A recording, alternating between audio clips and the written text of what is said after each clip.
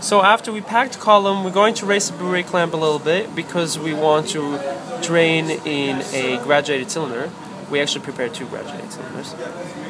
And what we're going to do is we're going to drain the first 3 milliliters of solvent, and then we're going to put it in a labeled test tube on our beautiful orange test tube rack. Make sure that if you get those orange test tube rack that you're very careful, since they have some holes on the bottom, and if you lift them without the test tubes being secured properly, they might fall out. So we're tapping the glass again while it's slowly running. If you want, you can accelerate that step a little bit by using the pump.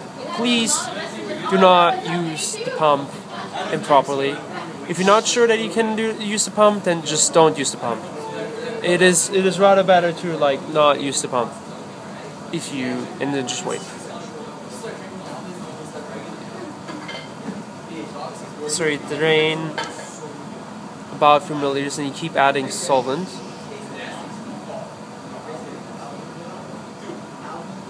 To it.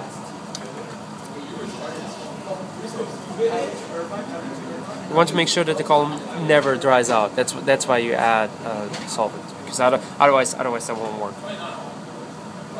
In a real research lab, what you would do is while you're taking the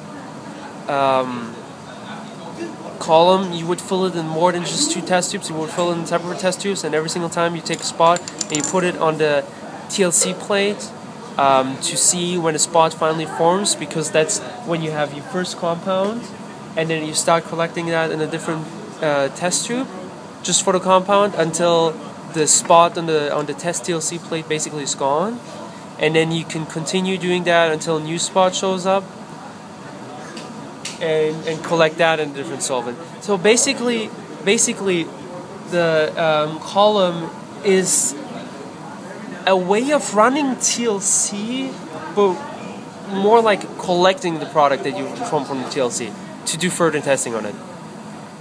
They're very similar. Okay, so we got our first 3 milliliters, and then we're going to stop it for a sec, and then we're going to put it in a labeled test tube, which is labeled number 1 in this case. Labeling, well, obviously you can label it whatever you want, but please make sure you write that in your notebook, that you know what the labeling means.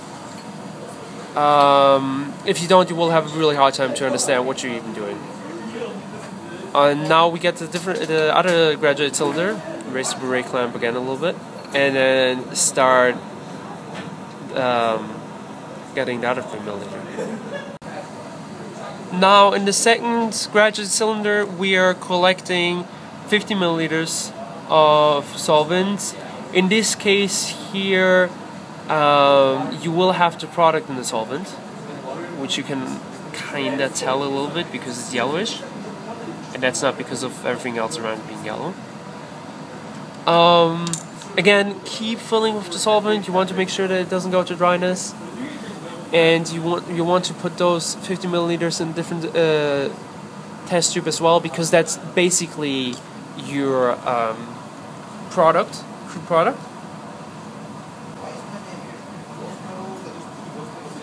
As you can see down there.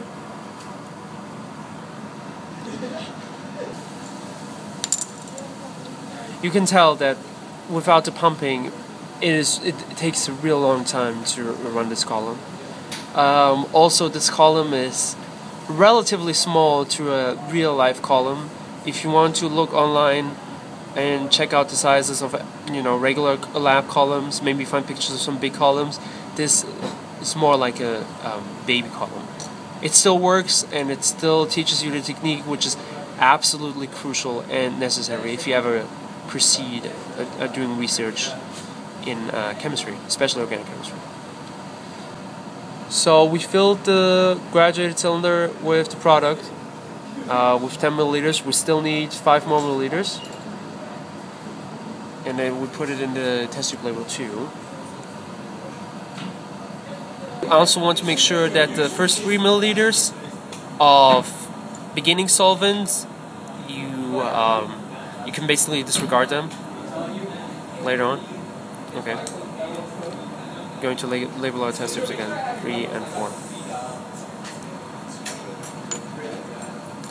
I will guarantee you that chemistry will become much easier if you actually label all your glassware.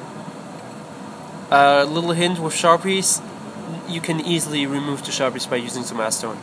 Just pour a little bit on your gloves, just some fingertip, and then go over the glass, and then it will just disappear. Okay, now we're going to continue running the last 5 milliliters of column, again using the pump, which then drains much faster.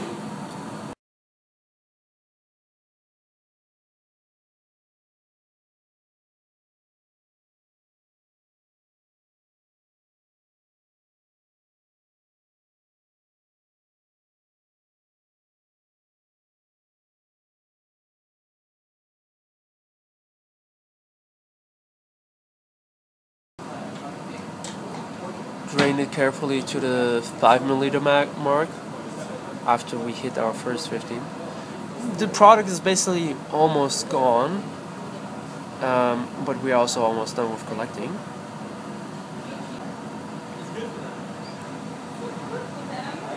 And the last drop, and then we're good. We got our 50 milliliters. We put it in another test tube that is labeled. And that's basically it for column.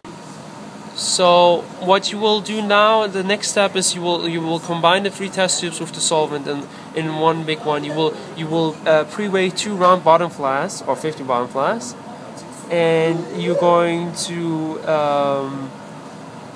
combine the portions and then put them in the round bottom flask, label them, and use the roll wrap, which we won't do.